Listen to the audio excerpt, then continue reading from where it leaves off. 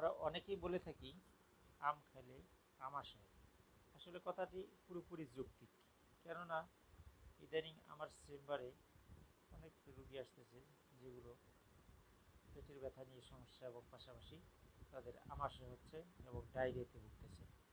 তো দেখা যাচ্ছে তারা অজানাবশতই দেখা গেলো ফল খেয়েছে, আম খেয়েছে, আম খাওয়ার পরবর্তীতে দেখা গেলো আবার বেশি করে পানি খেয়ে নিয়েছে।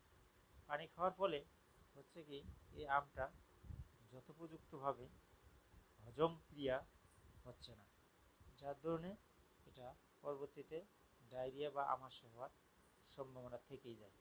এই জন্য আমাদের উচিত কোনো ফল খাবো অথবা খাওয়ার আগেই অনেক পরিমাণ মতো পানি খাওয়া উচিত এবং খাওয়ার পরবর্তীতে পানি না খাওয়াই